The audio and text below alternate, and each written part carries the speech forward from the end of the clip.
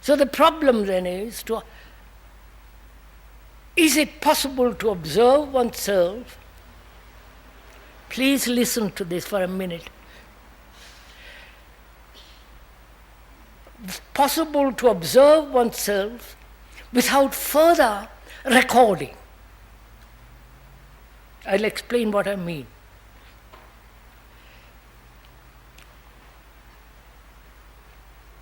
We are conditioned.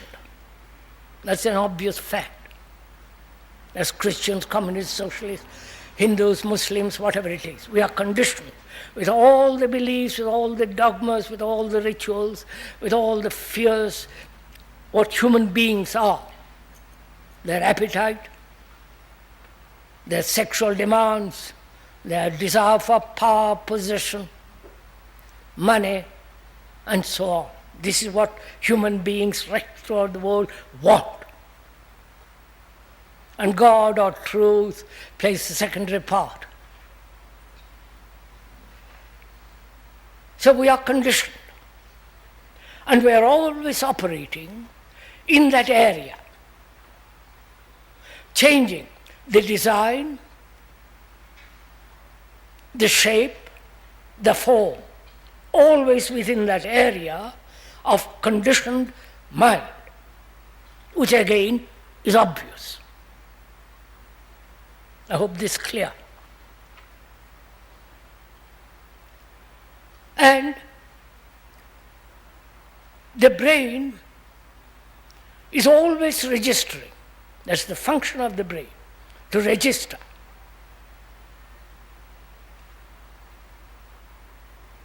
If you observe your own brain in operation, if you can, and it can be done. We'll talk about it in a little while.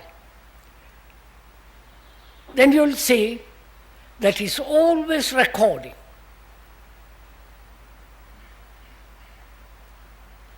Registering like a computer. But of course, computer is mechanical. This is much more subtle, much more alive. But its function is to register. Because through registration, there is certain security.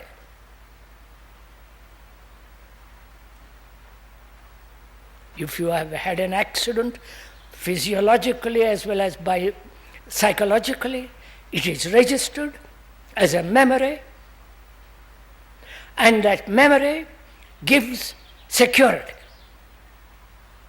Not to have further accidents. That's again very simple. So our brain is a registering machine,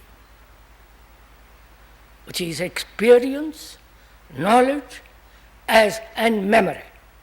And the response of that memory is thought, which we talked about the other day when we met here. So, all our activity is within this area. Registering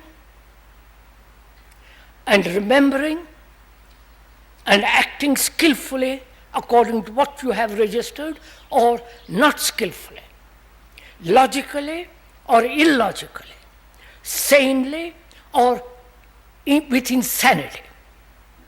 That is what is going on if you observe all the time. May we proceed? You are following all this?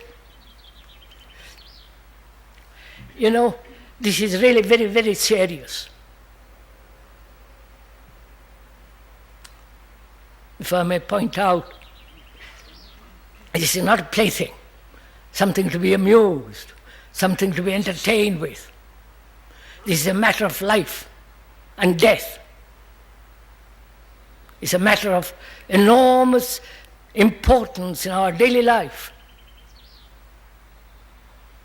Because our daily life is such a confusion, such a turmoil.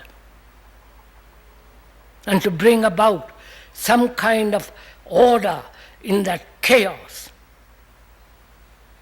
we have to understand how to observe ourselves and to see how the brain acts, not from books. Those are just the explanations of some philosopher or some psychologist or some phony guru. I'm sorry, I put all gurus as traditionalists, bringing their own jargon, their own idiosyncrasies, their own beliefs, and foisting it on others. So, if you observe yourself, and therefore you are observing all humanity, the history of humanity is you. And that you is the history. You have to read that history, capable of reading it, not from the books published by others about human beings, but as you are the total essence of all human beings in the world. One has to learn the art of observing oneself. As we said, the word art means to put everything in its right place. That's the actual meaning of art. Not what he produces. Pictures, poems, we are not concerned with that. The meaning of that word is to place everything in life in its proper place.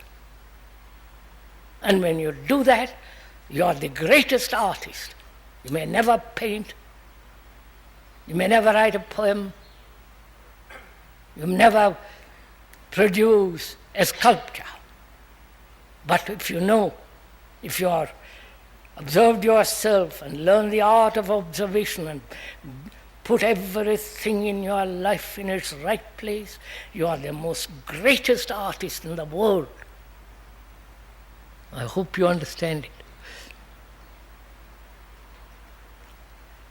And when you observe yourself, you see that all your activity, which is registration, recording, is the process of conditioning.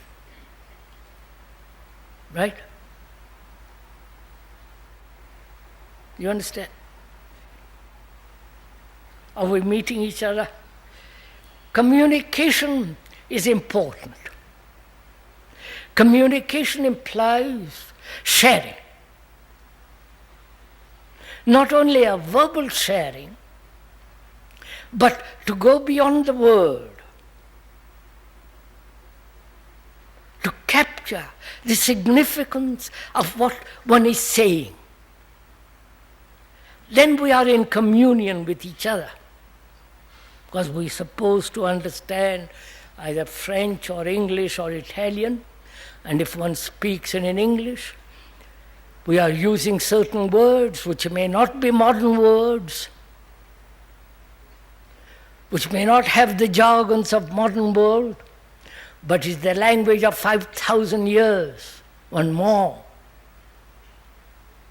Because man has used words like fear, sorrow, pleasure, and the immensity of something that is beyond all registration.